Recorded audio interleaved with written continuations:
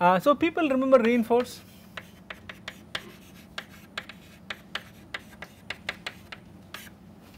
Remember reinforce? So remember what we did with reinforce? Anyone can give me the update rule for reinforce? Now people are wondering why did we nod? So all of you remember reinforce, right? So give me the update rule for reinforce.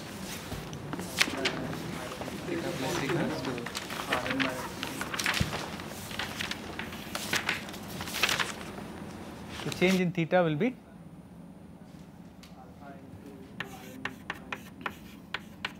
oh yeah, I use t, right? N. Okay. Rn minus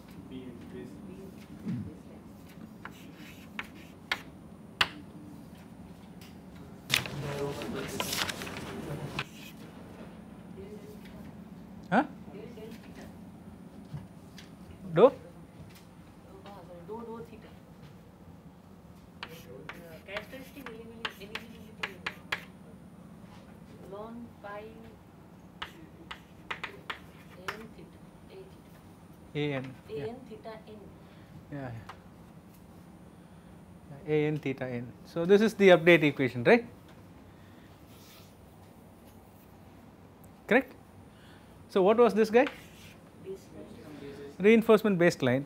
And we looked at one example of using this baseline. Did we talk about an example for what this baseline would be? We did talk about it being the average of all the previous rewards, right? So and what was the thing I said? So Bn is kind of the average of all the previous rewards, and if Rn is above Bn, then it is a good action. If Rn is below Bn, then it is a bad action. Right? We said that Bn is a baseline. Right? I took it as the average of everything that went on before it. Right? Suppose I want to extend this idea to the full RL problem. Suppose I want to extend this idea of a reinforcement baseline to the full RL problem. So how will I do it? Huh? Make it as a value function of the state. Make it as a function of the state, right? Instead of having it as Bn, right? I will probably make it as Bn of S, right? And what will Rn become? Return. Return from that. Return, right? Right. So, right. So it has to become the return starting from S, right?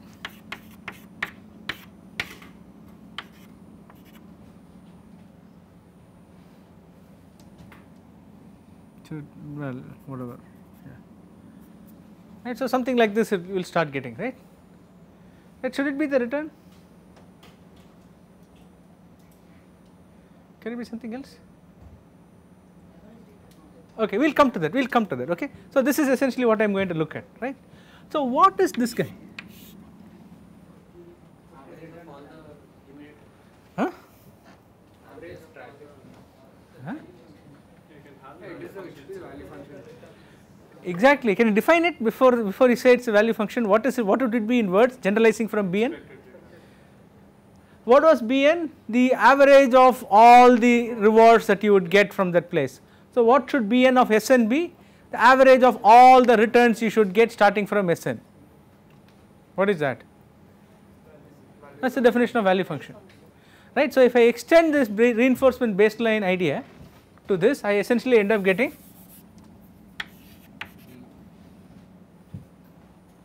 a value function, right?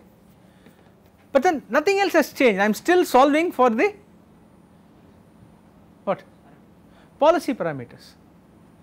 But I am still solving for the policy parameters, but in the evaluation I am using a value function. Right? I am still solving for the policy parameters, but in the evaluation I am using a value function. So this kind of generalization of the reinforcement comparison idea to the full RL problem suddenly gives rise to both a policy as well as a value function, right? So this is my critic and my actor. So the theta gives me actor and the value function gives me critic. So this kind of a generalization of the basic idea of policy parameterization gives rise to actor-critic, right. So, that is one way of thinking about what actor-critic is, correct. So, I can replace this Gn with what?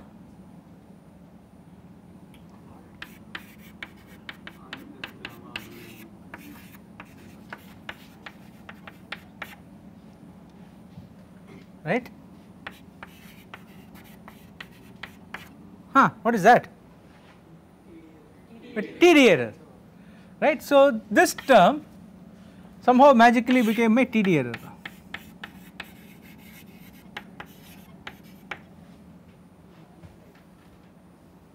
right. So, if you think about what is happening with your critic updates, I mean sorry the actor updates, it becomes some alpha times TD error times this gradient, right, and depending on how you choose the policy parameterization, this gradient can also vanish. What would be the policy parameterization so that this gradient term goes away?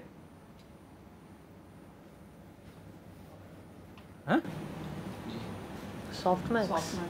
Softmax will make the gradient term go away? Some exponential. No.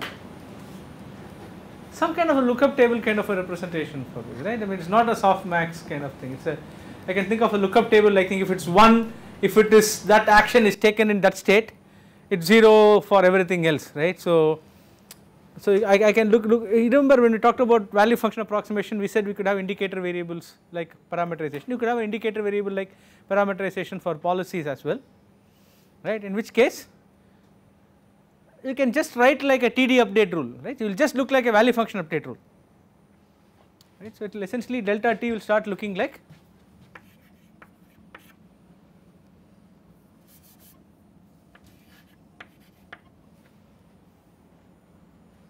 it will start looking like alpha n delta n into some whatever is the phi of Sn, whatever is your state encoding at that point, right. So if you use some kind of linear lookup table like parameterization for it, will be either 1 or 0 depending on what is happening there, right. So this is essentially what you will end up with, right. So this is the updation for the policy parameters. What will be the updation for the value parameters?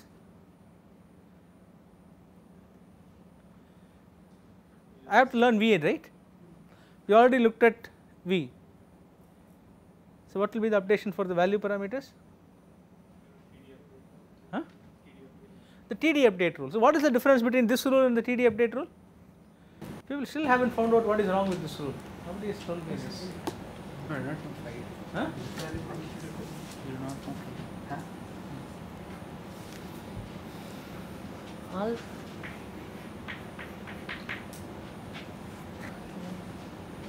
Why does 5 figure in the policy update? What is it? Why does the 5 figure in the policy update? I need some kind of parameterization I am using for my policy, right. That is why I say this will be like 1 or 0. Right. So depending on what parameterization, it could be something else also, but if I am using a lookup table like parameterization, this will be 1 or 0. There is something missing here, something big missing here.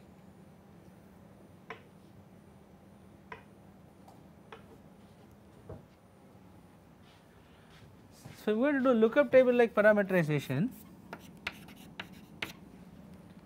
I will need the actions also there, right. So, for this state action pair, if it is 1, that means that is the action I am going to do in the state, if it is 0, that is not the action, so it is going to be that, right. So, essentially what will happen in this case is that I will do the same update, except that in the actor I will do the update corresponding to that particular action. If I took that action this time, I will change the parameters, otherwise I will not. And for the state case, regardless of that action I take, I will update the value for every action I take, every time I visit the state, right. You understand the difference?